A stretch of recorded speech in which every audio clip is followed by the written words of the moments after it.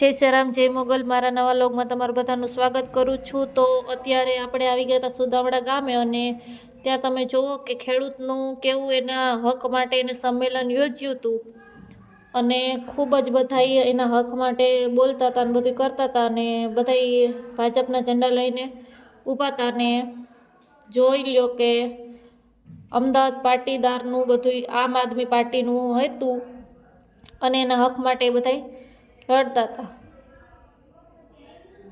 અને પછી પબ્લિક તમે ખાલી જોવો ત્યાંનું કેટલું, ખેડૂત ભાઈઓ કેટલા બધા છે, અને બહેનો પણ ઘણી બધી હતી, અને એના હક માટે એ બધા ત્યાં આવ્યા હતા.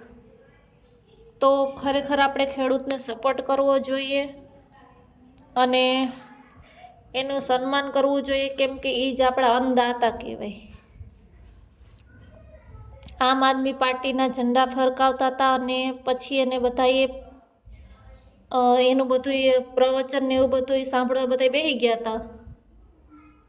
અને તમે જોવો કે આમ આદમી પાર્ટીની ખુડચીઓને બહુ બધું હતું, અને પછી પબ્લિક પણ આટલું બધું હતું. તમે જોવો કેટલું પબ્લિક છે, ખેડૂત મિત્રો કેટલા બધા. પછી એને એના બધાના ઝંડા ફરકાવીને અને ધ્વજવંદન કર્યું.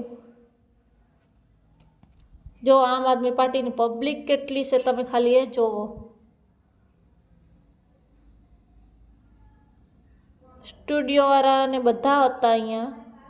કિસાન મહાપંચાયત હતી ત્યાં બધા ઊભા થયા હતા અને મળ્યા હતા. એની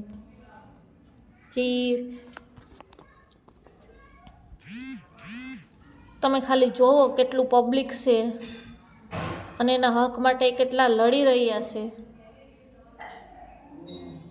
આ બધું ત્યાંનું પબ્લિક છે, પોલીસ, મીડિયા બધા જ છે. ખેડૂત સંમેલન સમારોહ એને યોજ્યો હતો. આ ગામનું નામ છે સુદામડા,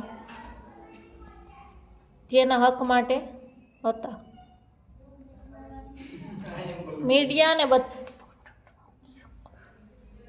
મીડિયાવાળાને બધાય હતા.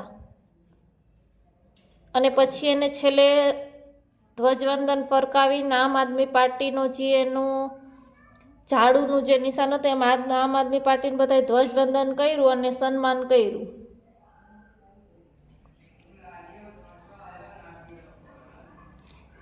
ફરી મળશે એક નવા વ્લોગ સાથે. Bye bye. જય શ્રી રામ, જય મોગલ.